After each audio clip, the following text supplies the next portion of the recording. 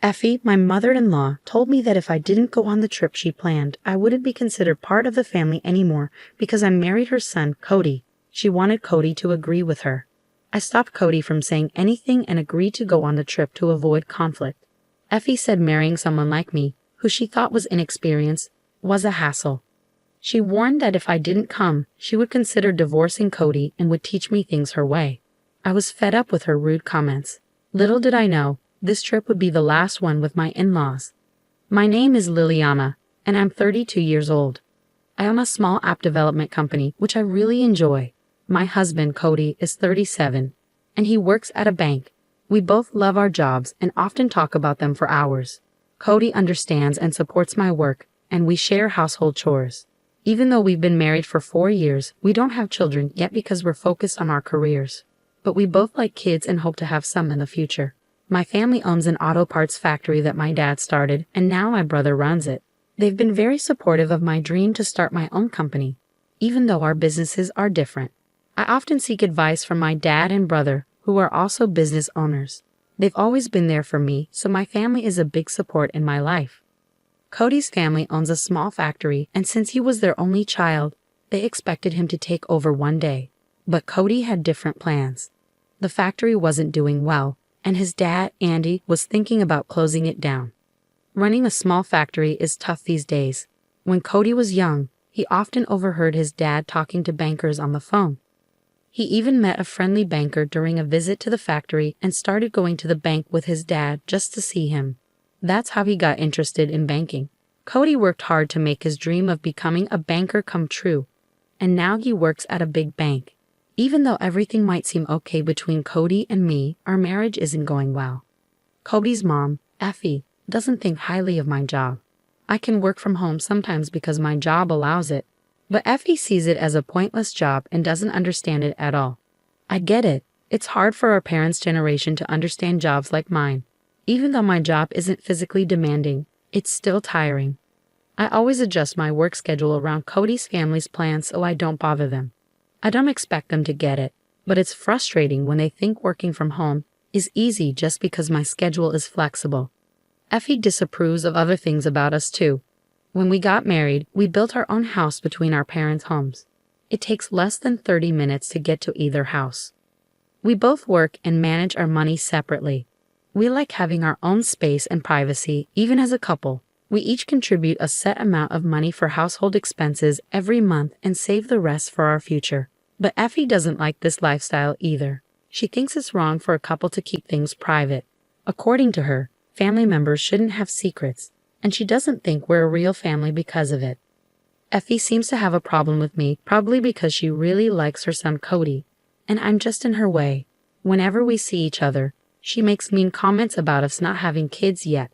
It's a sensitive topic for me, and I'd rather not talk about it. Normally, people avoid bringing up things like that, but Effie keeps mentioning it every time we meet. So, to avoid upsetting Cody, I've been staying late at work on purpose to miss seeing her. Effie has done other surprising things too, but one thing she did really upset me. It was on the day of my best friend's wedding. After the wedding, my friend was moving far away, so we wouldn't see each other as much because of our jobs. I was really excited to celebrate her special day, but a week before the wedding, Andy asked me to go to an important business event. I said no. The only thing more important to me than my friend's wedding would be if a parent was really sick. But that night, something unexpected happened. When I got home from work, my in-laws were at our house. As soon as she saw me, Effie got really mad. "Liliana, what's wrong with you? Saying no to Andy's request is rude. You're married to my son, so you should put family first. Your refusal is not okay. You need to think about what's important," she yelled at me. Cody was there too, but he didn't say anything. After finding out that the reception Andy asked me to attend was crucial for the future of the company, I understood the seriousness of the situation. But to me, my best friend's wedding was just as important. I explained to Effie, "I get what you're saying, but my best friend's wedding means a lot to me, and I don't want to miss it. Plus, I don't even work for Andy's company." Even Cody joined in, saying, "Can't you make an exception this time? This is really important for the company's survival. I'm going to, and it's a family effort. We can make it up to you for missing the wedding. It's a family crisis. Can't you help us?" I was shocked to hear Cody say that. He knew how excited I was about the wedding. Then Andy added, I understand Liliana's perspective, but this time we really need your help. The atmosphere made it hard for me to refuse. It wasn't just any reception. In the end, I reluctantly agreed to skip my best friend's wedding. I told my friend the truth and explained why I couldn't come. Thankfully, since I had talked to my best friend about my family situation before, she understood. In fact, she was more worried about me. I'm lucky to have such a caring friend. I felt really bad about missing my friend's wedding. But once I made the decision, I had to focus on making the reception a success. On the day of the event, Cody and I got to the venue early and tried to reach Effie, but she didn't pick up her phone for some reason. I started to worry about what to do, but finally, the in-laws showed up just 10 minutes before the reception was supposed to start. I was surprised to see them looking so messy, with untidy hair and wrinkled clothes. I was shocked and asked Effie, what happened? Why do you look like this? Today's reception is important, isn't it? She awkwardly replied, I overslept, Liliana. Just make sure you behave yourself. I was really tempted to snap back with, I don't need advice from you, but somehow, I managed to keep my cool. I have to give myself credit for staying calm during the reception. Effie, not great at talking politely, made a bunch of rude comments to our guests. She probably thought they were jokes, but their uncomfortable smiles showed they didn't find them funny. As I expected, we didn't get the contract we were hoping for, and the reception was a flop. I couldn't help but think I should have gone to my best friend's wedding instead. I was really angry that I got dragged into such a disaster, messing up my plans and causing problems with the in-laws. What made it worse was that they didn't admit they did anything wrong. They acted like it was the guests' fault for not sealing the deal after such a fancy reception. They said it was a good thing we didn't make a deal with such odd people. I couldn't believe how clueless they were. After that mess, I felt even more uncomfortable around my in-laws and started avoiding them. But there's one thing I can't get out of. Cody's family has this tradition of going on a family trip every year since he was a kid, and they still do it even though we're married now. Since we got married, I've been expected to join these trips, but I always end up doing all the boring stuff, driving, booking hotels, researching places to visit. If I try to say anything about it, I'm shut down with a don't push it. Even when we visit tourist spots, I often end up staying in a hotel room, missing out on places I'd like to see. Honestly, I really don't look forward to these yearly family trips and secretly hope I might get sick and avoid them. But now, it's time for this year's trip, and despite saying they're short on money, my in-laws insist on a fancy trip like always. They put me in charge of finding a hotel. I planned everything carefully to keep Effie happy since she's always grumbling. Since I don't drink, I'm always the one who ends up driving. But I don't mind because it means I don't have to listen to their conversations. But just before the trip, a crisis hit. I got a call saying my mom had collapsed and was in bad shape. With that news, going on the trip, even for a short while, wasn't an option. I panicked, knowing I needed to see my mom right away. Since it was the day before the trip, I decided to cancel and get ready to go to the hospital. Cody offered to come with me to the hospital, but I said no. It felt like he was suggesting my mom might not make it, and I didn't want to hear that. When Cody and I told Effie we couldn't go on the trip, she got really mad. Effie's words hit me like a ton of bricks. You're saying you can't go on the trip I planned? If you don't come, you're no longer family. As my son's wife, it's common sense to prioritize the family trip, right? Right, Cody, she said, expecting Cody to agree. Cody seemed like he wanted to say something, but Effie cut him off, making it clear she didn't want to hear any objections. I was so shocked that I couldn't even respond. Being with my mom in her critical condition was the only thing on my mind. Just as I was trying to figure out what to say, my brother called. He told me that Mom's condition was serious but somewhat stable. I wanted to rush to her side, but he explained that due to a contagious disease outbreak, visiting wasn't possible right now. He said we could arrange a short visit later as she gets better. So there was no urgent need for me to go. Hearing this news left me feeling torn about what to do. Seeing my hesitation, my brother asked what was going on. I explained everything about the trip and my dilemma. My brother, a little annoyed, suggested something helpful that I hadn't thought of in the midst of my distress. The trip was going to a place near my parents' house, which my brother assured me would be easy to reach from a hotel if necessary. He was right. Whether I stayed at home or in the hotel, I could quickly get to my family if needed. Taking my brother's advice, I reluctantly told Effie, "Okay, I'll come on the trip." Effie responded, "Well, if you'd said that earlier, I wouldn't have gotten so upset. Marrying someone so inexperienced is tough. Just remember, if you don't come, it's divorce. I might have to teach you a few things." Cody seemed surprised, but we agreed to go, with the condition that I could leave for the hospital if necessary. Effie commented, "It'd be a problem if our driver disappeared suddenly, wouldn't it?" "Good, you're part of the family now, so our needs come first.